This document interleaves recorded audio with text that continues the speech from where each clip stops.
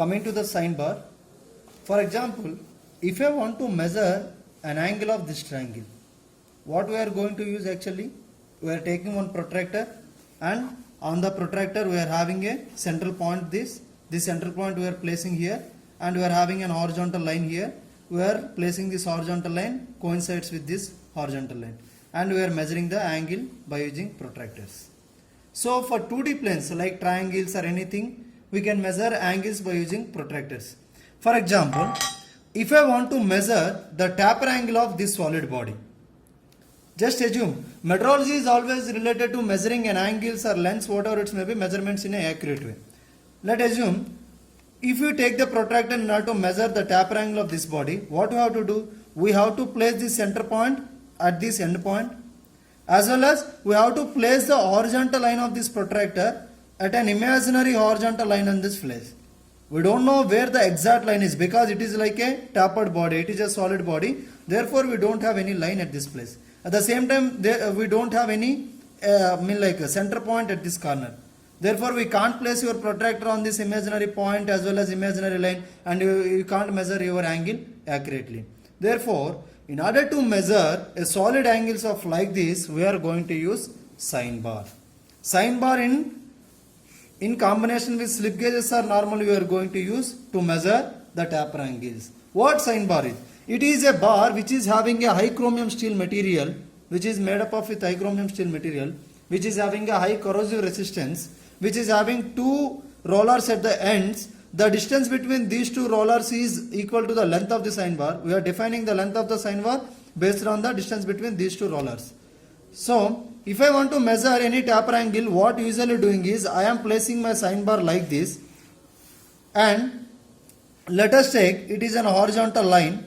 For example, this is a sine bar. What happens is, if I want to measure an angle of like this solid bodies, let us take in a 3D way, and it is an horizontal line. What we are having exactly the shape here. Now I am placing my sine bar like this, which is having one roller edge here, another roller edge here. Let us take this is the sine bar. So length means the distance between these two circles is given, rollers is giving, that is the length. In our lab we are having the sine bar of length 125 mm. Now if I want to measure an angle of this plane, a tapered plane, let us take an imaginary horizontal line. This is the angle, right?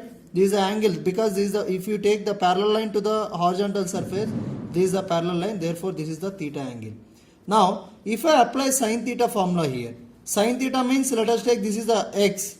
For example, if you know the length between, height of this roller surface center from the horizontal line, let us take this is, height is h1 and this height is h2 and total length this is l.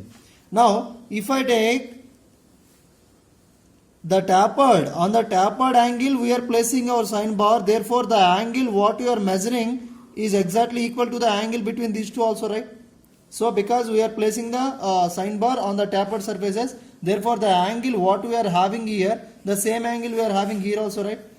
So this, if you apply that sin theta, for example, let us take if it is the theta, this is also theta. Now if we apply sin theta formula, so sin theta is equal to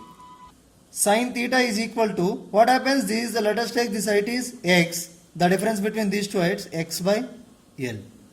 So x means the difference between these two heights, that is h2 minus h1 by l. Therefore theta is equal to sin inverse h2 minus h1 by l. Like this, by using sin theta formula and by using this like roller rod, that is the bar which is having rollers at the end, by taking this bar as well as by using sin theta formula, you are measuring an angles of tapered solid bodies. Therefore this is known as sine bar. So now what is our target? We have to measure the distance between the horizontal surface as well as the roller, the height of the horizontal surface, the height of the roller from the horizontal surface as well as this side also, because we already know the length L. So we have to calculate only h2 and h1. For example, if you see in such a way, you can understand this. Let us take, if you see in such a way, you will easily understand what exactly sine bar is. Like for example, what I have to do is, now we have to measure height of this roller surface as well as this roller surface and the distance between these two rollers we already know. By applying sin theta formula, now we will get the angle of this tapered face. So in order to measure the height of these roller surfaces, what we are doing is we are going to use again slip gauges. Slip gauges are a linear dimensional standard accurate measurements. So by combination, for example, if I want to measure this height, what I have to do is I have to place slip gauges one by one. We already know the highly polished surface, the distance between the highly polished surface is the exact length of these slip gauges. Therefore, in order to take combination of slip gauges, what we are usually doing is we have to rub. Before using, we have to rub like this and we have to place here. Because it is an having high surface finish, this while you are applying some rubbing action between these two, it will give a cohesive force. It develops a cohesive force between these two slip gauges, and it will give an like any air interruptment also will be avoided, and finally we will get an exact thicknesses. So like that, we have to take some combinations of the slip gauges to measure the height of each roller.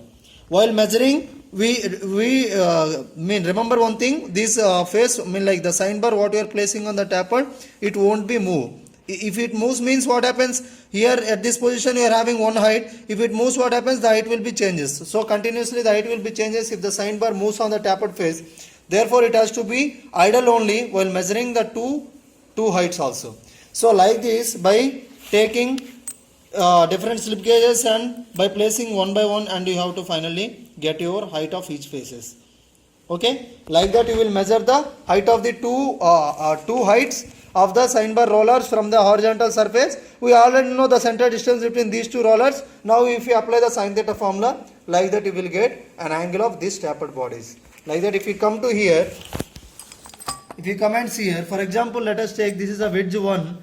If you take this wedge 1, this is wedge 1, and what is next one is the length of this sign bar. We already know length of the sign bar means the distance between these two rollers, which is equal to 125 if it is take mm.